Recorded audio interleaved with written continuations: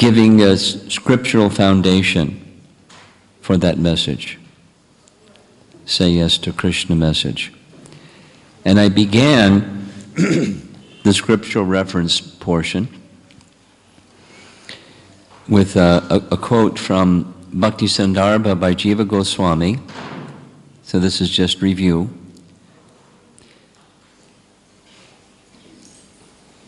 Where, among other things, Jiva Goswami said, for saying yes to Krishna, which I'm equating with his language, sharanapati, or attainment of the shelter. The recording started. Okay. Attainment of shelter, Rupa Goswami writes in Bhakti Sandarbha 236, there are two methods of taking shelter of the Lord. One, by announcing that one has no other shelter. Two, by giving up other means of shelter by using good intelligence. In case you don't have good intelligence, what are you going to do? Well, Krishna will give good intelligence, according to Bhagavad Gita, unto those who are constantly devoted to him. Then Krishna gives good intelligence. And the nature of that good intelligence is an intelligence how to come to him. And the intelligence of how to come to him tells you what to do and what not to do. There's injunction and prohibition. So Jiva Goswami goes on to say, here's an example of the first one, here's an example of the second one.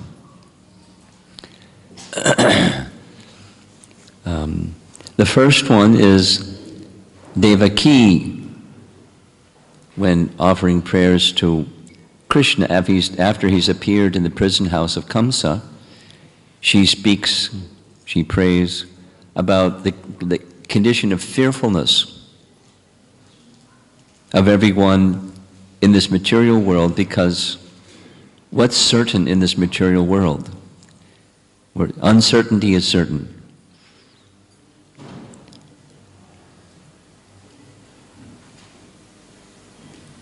You don't know when a monkey's going to drop from the roof, just like one just dropped from the roof. You don't know. So, that condition, she prays, that fearful condition runs far away when you appear. Fear of death. It's not like when you become a devotee, or Devaki will not die because Krishna came as her son, or anything like that. You become a devotee and you'll never stub your toe. You'll never have any pain. You never get old. You'll have a condition of fearlessness because of knowing there's real shelter. And then the other example is Uddhava Gita, Krishna speaking to Uddhava about reject this, reject that, reject the other thing. Use your intelligence to not take shelter of that which is impermanent.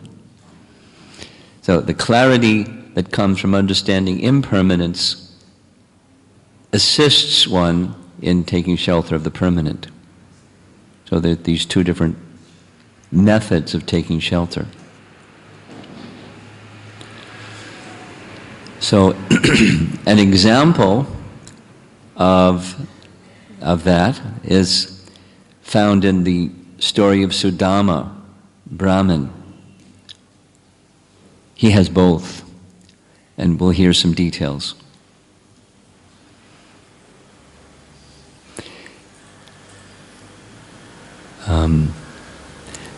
The language I shared on this section on yesterday morning, coming from Sri Vaishnava tradition, I spent a special amount of time giving emphasis to the Ananya Gati Tvam, if you remember that. Ananya means no other. Gati means goal. Tvam is having the quality of having no other shelter. Ananya Gati. It's, Atmanivedana, giving oneself fully to Krishna. There's a distinction. We heard the distinction. Rupa Goswami's distinction, that Atmanivedana means, Krishna, I am yours. I am your property. And we heard Lord Chaitanya said about Vasudev Dutt, I am his property. So there's this relationship. Same with Sharanapati. It's a relationship. You do, Krishna reciprocates. You don't do, Krishna reciprocates. Krishna just responds to your regard for him. So you submit yourself unto Krishna as his property, Krishna makes himself available as your property.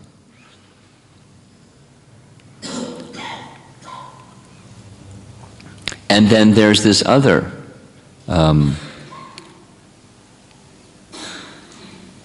akinchina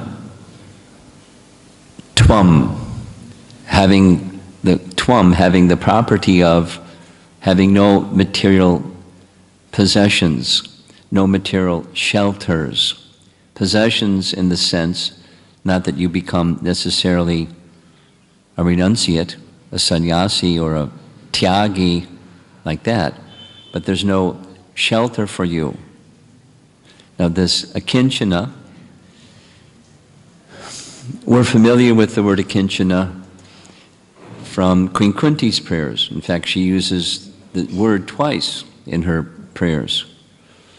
Akinchana gochara, akinchana vitaya, and she says the one cannot feelingly, that's from your heart, feelingly take shelter of Krishna if one has some other shelter. Now the converse is those that have no other shelter can feelingly take shelter from the heart, take shelter of Krishna, and not be lost in the material world of duality.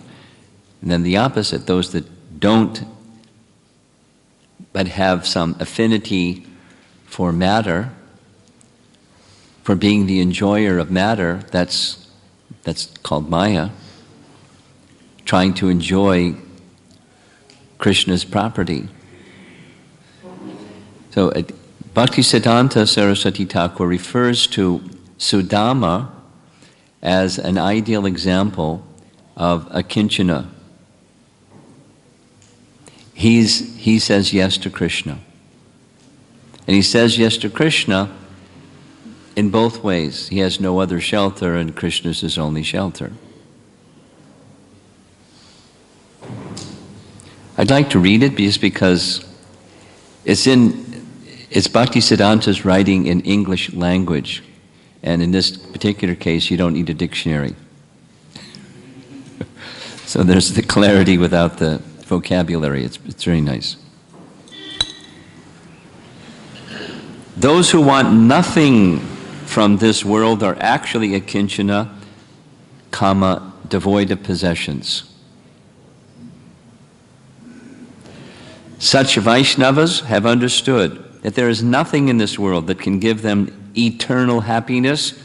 The material world is a prison house for conditioned souls because we have been averse to Krishna.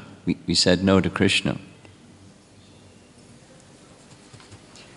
We have been imprisoned here and have suffered the material miseries. Then he makes this contrast. Prahlad Maharaj was an emperor, but he had no possessions. And specifically, when Prahlad says in his prayer to Lord Nrsingadev, please don't ask me to take a benediction, because that's not a relationship. I'm the servant, you're the master. But if you insist, take from my heart all material desire, he has none. Lord Nrsingadev replies, here's my benediction. Rule the kingdom of your father. What was Hiranyakashipu's kingdom? It was the universe. He had conquered Indra and was ruling in Indraloka. He had usurped the position of king of heaven and everything that the king of heaven rules. At least that part of the creation, heavenly realm on down. And what did he do in order to get that kingdom? Intense austerity, and with that austerity, great power, and with that great power, he misused it in so many ways to oppose the demigods and took over the kingdom. And like that, it was taken from him.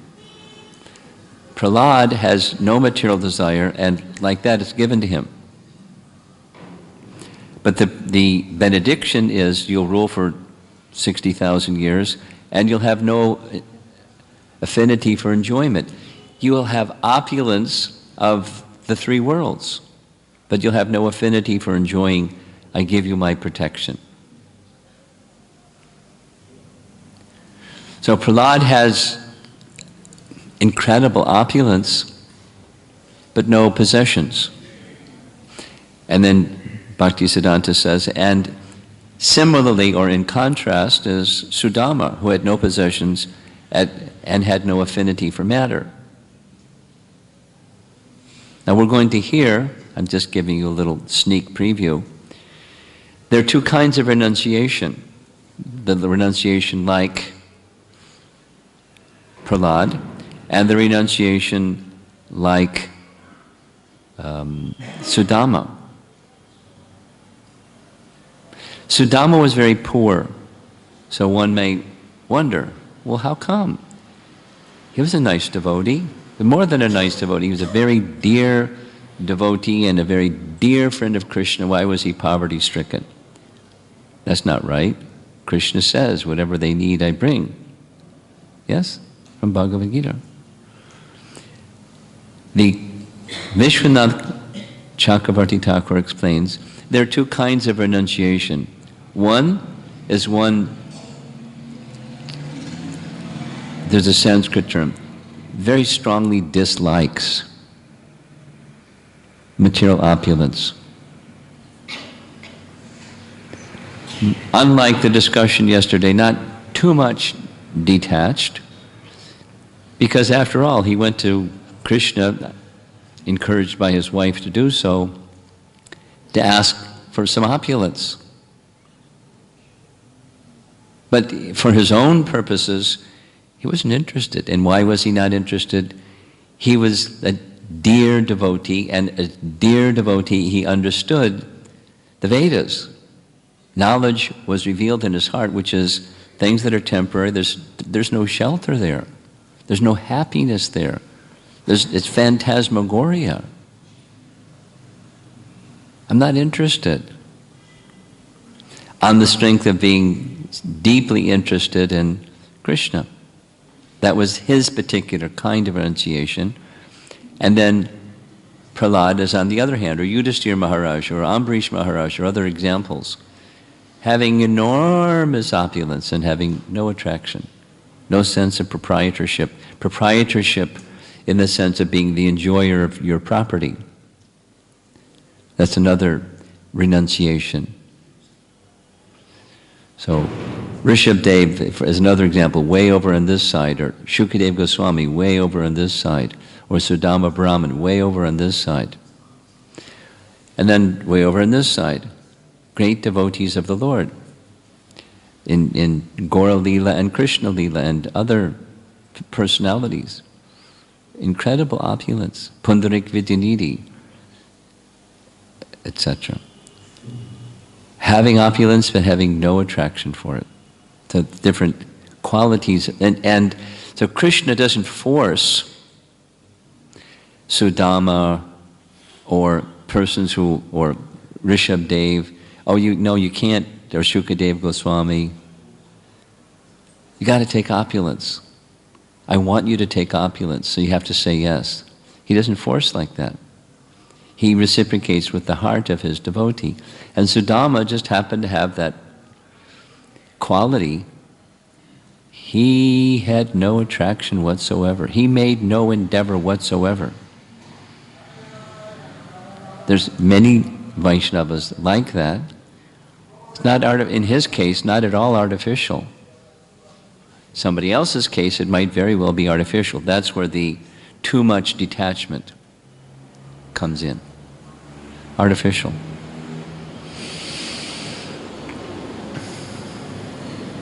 So Sudama was akinchina, Prahlad Maharaj was akinchina.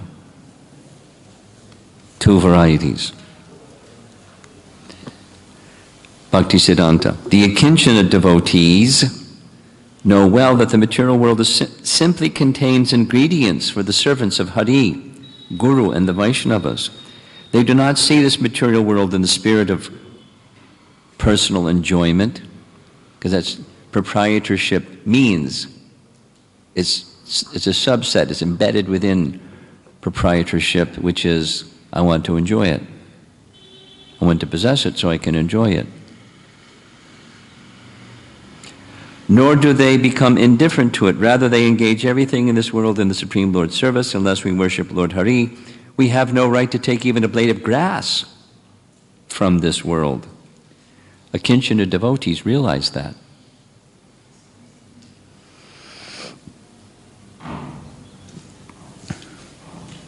The heading is, what kind of Vaishnavas have no possessions? Those that have and those that don't have can have no possessions. It's just not, if we have a possession, its purpose is service to Krishna, if Krishna so desires. The devotees are convinced that by rendering devotional service to Krishna, they can attain happiness and auspiciousness by constantly and offenselessly chanting Krishna's holy name. They realize the essential characteristics of Vaishnavas, of devotional service, and of the Supreme Lord. In conclusion, we have to hear Krishna Katha. So that's what we're going to be doing this morning, Krishna Katha, from the spiritual master and the Vaishnavas, and then preach it to others. This is how we cultivate Krishna consciousness. If we are not cultivating Krishna consciousness, then we will certainly cultivate attitudes unrelated to Krishna. Dutiyam abhiniveshitak. Strong affinity or attachment, absorption in other things, if we don't cultivate Krishna consciousness. And that cultivation of Krishna consciousness, mentioned in the two paragraphs, is offenselessly, constantly chanting and hearing Krishna Katha. So that cleanses the heart and pushes Krishna forward in one's hearts and meditations. That's the say yes to Krishna method, the cultivation method. So this morning we're going to be hearing and discussing about Sudama and his say yes to Krishna behavior, or his say yes to Krishna condition of heart. From that heart came his behavior. The story of Sudama, many of you attended the Dwarka Yatra, because where Sudama lived was very near to Dwarka, Porbandar, and he was Krishna's friend who lived in Dwarka, and so they had some exchange when they were adult. The chapter, it's 2 chapters, Canto 10, Chapter 80 and 81. And if you attended the Dwarka Yatra, you're going to hear many of the same things again. But that's very nice, to hear again and hear again and hear again and hear again. It never becomes tiresome, just like the Mahamantra, because Krishna is ever fresh.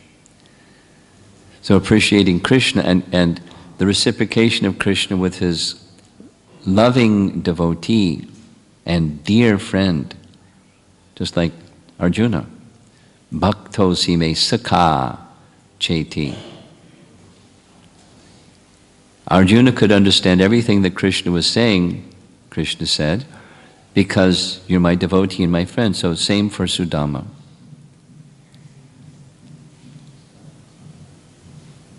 Dear devotee, dear friend of Krishna. So that chapter is preceded by chapter 79. Imagine that. And chapter 79 is all about Balaram, the original spiritual master, Balaram. And it begins by Balaram killing Balvala, demon. And then Balaram decides that he, like Krishna, will not take part in the Kurukshetra battle. Krishna became the chariot driver of Arjuna. Balaram went on pilgrimage, and exhaustive pilgrimage. And sometime during that pilgrimage, when he came to know, because he's omniscient, that Duryodhana and his other great student with fighting with the club, Bhima, were going to have at it. So he came to Kurukshetra specifically to appeal to both of them. Don't fight. They couldn't not fight. That was the final day, the 18th day of the Kurukshetra battle. And the chapter ends with Balaram giving instructions to Yajnik Brahmanas. Now, Brahmanas give instructions to others. Balaram gives instructions to the Brahmanas. And the process of yajna is not meant for material elevation. Yajna is meant for satisfaction of Vishnu. And the chapter ends with the following statement, which is leading us into this whole process of say yes to Krishna. The chapter ends with Shukadeva Goswami saying that the activities of the unlimited Lord Balaram are simply amazing. And anyone who regularly hears and chants and remembers these wonderful activities will become very dear to the Supreme Personality of Godhead. Would you like to be dear to the Supreme Person? So here's the method. And in the commentary it says, becoming dear to the Personality of Godhead means Krishna shows his favor by giving ruchi. Now, ruchi is a very advanced stage. In the mature stage of ruchi, it's taste. And there's a preliminary stage of taste, that is, you just like to hear. You may understand, may not understand. You like to hear in different ways. It's pleasing.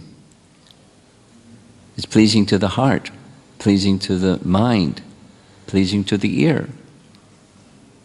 However purified one is will determine how much relish there is, but even there's a preliminary stage of that.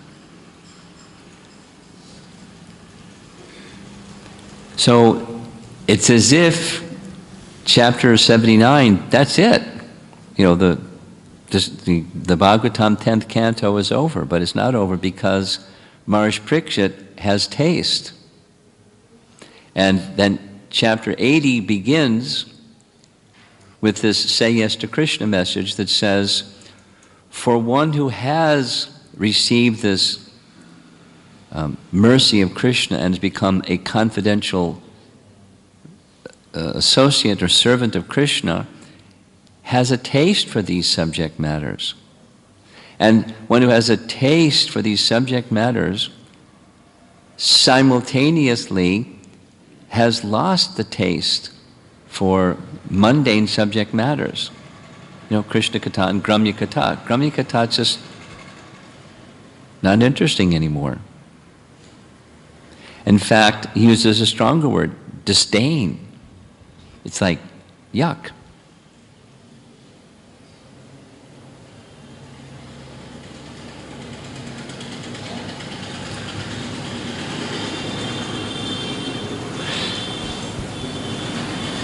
Hint, just in that little verse, this long commentary by our acharyas, but it's embedded in that verse is the means to get to the stronger position of saying yes to Krishna. What's that? Hearing Krishna Katha regularly. I mean, specifically, Shukadeva Goswami says morning and night, dawn and dusk, morning and night, and every day. And that's exactly the program that Srila Prabhupada gave us. Mangal Arti and addressing the deity and Guru Puja and hearing Srimad Bhagavatam. And then come together in the evening and Gora Arti and hearing Bhagavad Gita. Why did he do that? To become very dear to the Supreme Personality of Godhead, and He can bestow upon us taste.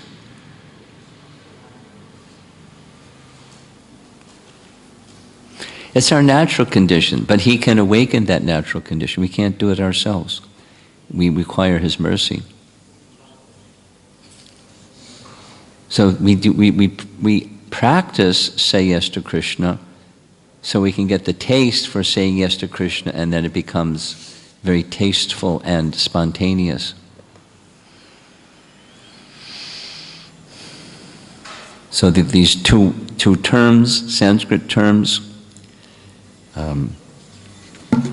Prabhupada is translated as one who knows the essence of life, or the word is translated interested in transcendental variegatedness, attraction to Krishna Katha, to at least to some degree.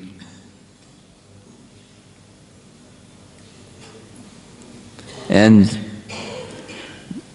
the same 2 points that Jiva Goswami says are the symptoms of surrender, or methods of surrender. Accepting fully Krishna's shelter, with intelligence, guiding, rejecting other so-called shelters.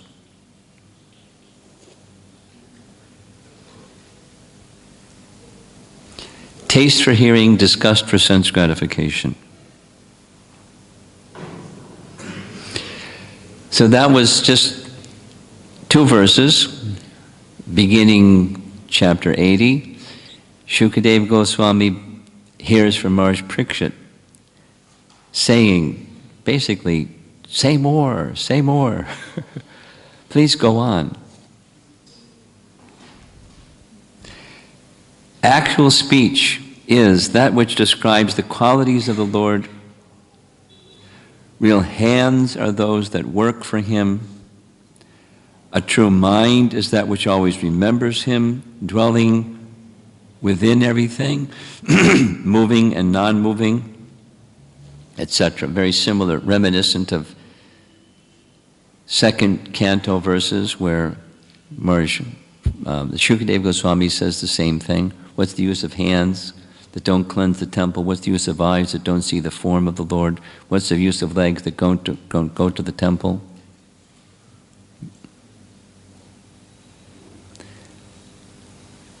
Listen to how Prabhupada explains this in Krishna book. It's really nice. I like it. And it's right on our topic, the say yes to Krishna topic. One's mind can be peaceful only when one simply thinks of Krishna in full Krishna consciousness. This does not mean that one has to be very thoughtful, semicolon. One simply has to understand that Krishna, the absolute truth, is all-pervasive by his localized aspect of Paramatma. If only one can think that Krishna as Paramatma is everywhere, even within the atom, then one can perfect the thinking, feeling, and willing functions of his mind. The perfect devotee does not see the material world as it appears to the material eyes, for he sees everywhere the presence of his worshipable Lord in his Paramatma feature. Now, in the evening I tend to spend some time on, things that are temporary and we're still attracted to them, even we know they're temporary and they're going to bring misery. We're not at the stage of spiritual perfection, like Prabhupada is describing here. The spiritual perfection is the say yes to Krishna position. So things are happening around us, or we're moving along the path of life and something is coming our way. It's like a movie. And sometimes it's this and sometimes it's that. Now, say yes to Krishna means this is Krishna's arrangement for me to be engaged in his service. And it can be this side of duality or that side of duality. It can be attractive or unattractive. Pleasure, pain, happy, sad, honor, dishonor. It can be whatever Krishna wants. The say yes to Krishna is, Krishna is making this arrangement for me to engage in his service. What's the best way to engage in his service? Because that's how one thinks when one is attached to Krishna. You're saying yes to Krishna. You don't have to like some disgusting behavior that you see somebody do. You have to like it. Oh yes, smile. Disgusting is disgusting. Now, the say yes to Krishna part is, what's the most appropriate behavior or way of interacting with this circumstance in service to Krishna? You get out of the reactive mode, you get into the reflective mode, and you consider, you contemplate, what does Krishna want? How's the best means of serving him? Pleasant, unpleasant. What's the best means of serving him? I may not have the answer, but the disposition of heart doesn't change when you're saying yes to Krishna. And there's something very wonderful about having that desire. More likely, Krishna will give an indication what's the best way to serve him than if you're in reactive mode. You're in reactive mode, you're like an animal. Protecting, defending, arguing, whatever. Manipulating, trying to control and trying to enjoy and trying to take advantage of the circumstance or something or other. A polished animal. And human life is this other one. The purpose of the human form is self-realization, God-realization. Here's the circumstance of life. How does God-realization best fulfilled? How does the position of being the servant, Sharanagati, or Sharanapati, in this circumstance?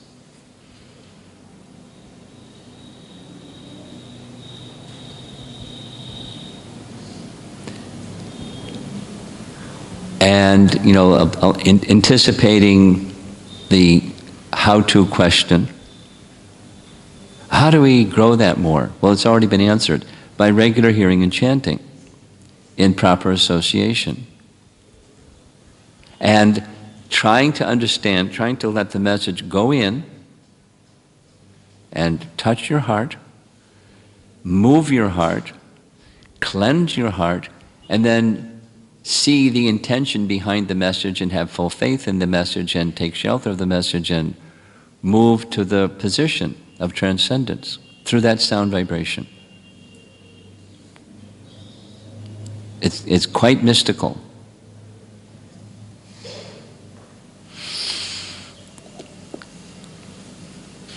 Sound vibration can carry you there. properly heard.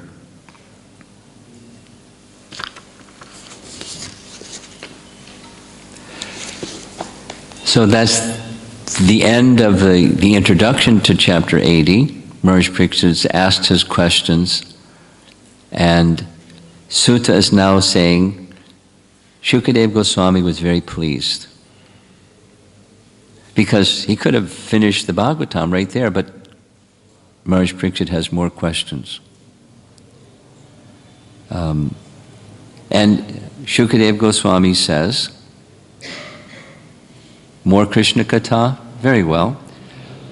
Lord Krishna had a certain Brahmana friend named Sudama, who was most learned in Vedic knowledge and detached from all sense enjoyment. He was saying yes to Krishna and saying no to Maya. He was akinchina. Both types, akinchina, tvam, and ananya gati tvam. He was both.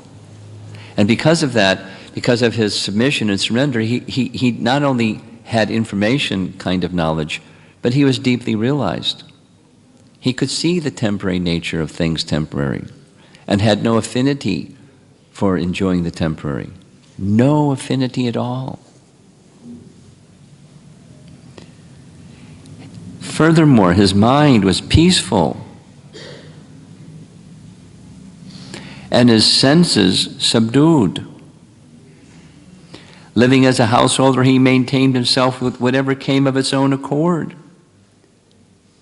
The wife of that poorly dressed Brahmana suffered along with him and was emaciated from hunger. Now, it goes on to say, which wasn't like suffering in the sense of suffering, as we know suffering. She was keeping the same standard as her husband, and she was very contented keeping the same standard as her husband. Something like similar to Devahuti when she married Kardama Muni. Devahuti was living, she was the daughter of Manu. She was living in royal opulence. She was given the permission to select her husband. She elected somebody that's living in the forest with none of the royal opulences that she was accustomed to. And she was very happy, living very simply. No nice clothing, no nice ornaments, no nice food. Didn't even comb her hair. She got matted hair like her husband had matted hair. She just, didn't have a comb and mirror. She just lived in the forest for tens of thousands of years and became lean and thin. But it wasn't, she wasn't suffering. She was very happy. What was the happiness? She was happy being in a relationship with one who was so dear to Lord Vishnu. That's why she wanted to marry, and that's what she got, and she was very happy with that. Very happy. Very happy. Externally looking like suffering, internally very happy. Very happy. So the wife of Sudama was like him, lean and thin and poorly dressed.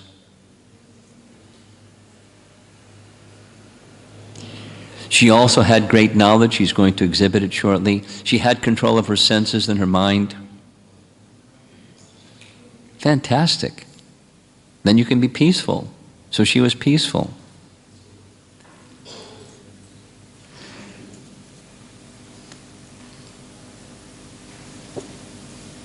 Prabhupada writes something that he would say many, many, many times.